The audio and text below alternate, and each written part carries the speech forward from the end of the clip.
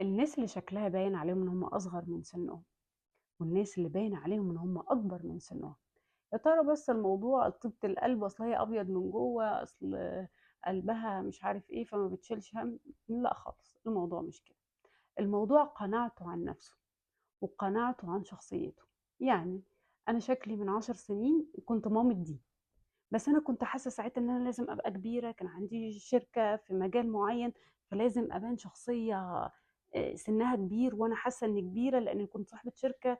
الكلام ده 15 سنة مش 10، العمر جري، في سن صغير أوي ومش عاوزة حد يحس بالسن الصغير ده، فكان attitudeي وطريقتي وكل حاجة بتقول إن أنا كبيرة، تصرفاتي حتى الأدوات بتاعتي.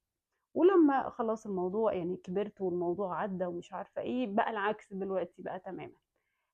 أنا هو نفس الشخص، بس غصبٍ عني اختياراتي في اللبس بتخلّيني شكلي باين إن هو صغير. أنا باحب أدوات الأطفال جدًا، زي مثلًا أنا باعلّم ورقي ببتاع زي كده، فتصرفاتي وattitudeي اللي أنا مش حاسة إن أنا في فترة طويلة جدًا من عمري 15 سنة أنا فعلًا مش عارفة راحوا فين.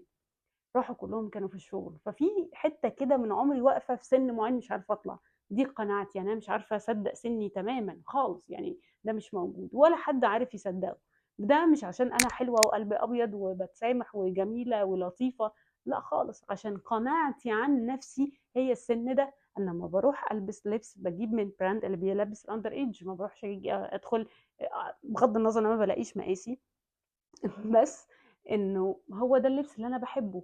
مثلًا تعالوا نشرح حاجة كمان، إن الشخص اللي بيبان عليه أكبر من سِنّه، زي أنا في بنانيت حلوة أوي زي القمر بييجوا يشتغلوا معايا في الmarketing أو في السكرتارية أو في أي حاجة، في منهم كانوا أصغر منّي فعلًا ب10 سنين، وشكلهم أنا أقول لهم يا طنط.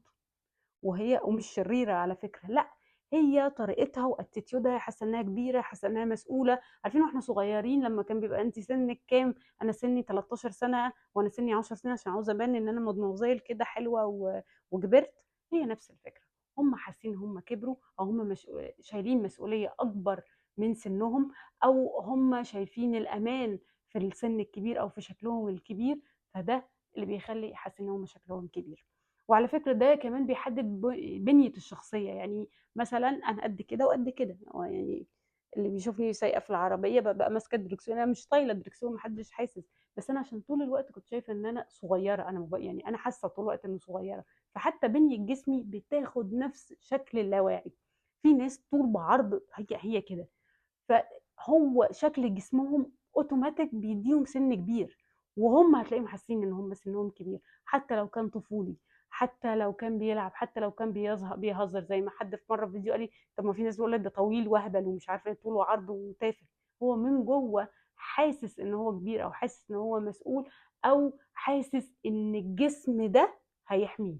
خدوا بالكم من النقطة دي كويس أوي، الناس اللي جسمها بيبقى طول بعرض ساعات لو هو مش حاسس إن هو عاوز يبقى كبير كده، أو في ناس هتقول لي بسبب ألعاب الرياضة، وبسبب كان بيلعب سباحة، وهو بيعمل ده كله عشان ده جزء من حماية لشخصيته، وده ما يقللش منه خالص، هو شايف إن البنية الجسدية بتحمي شخصيته. عاوزة أقول لكم على حاجة حرفيًا فعلًا، أنا باخش محاضرات أنا قد كده، وفي محاضرة غيري هي طول بعرض ومش عارفة إيه، الناس فعلًا بتعمل لها هبة أكتر. ليه؟ لأن هُم حاسين إن هي كبيرة في السن، وأنا السفروتة الصغنطوطة اللي بيتعاملوا معاها، فباضطر أعمل مجهود أكبر عشان أعمل للناس control.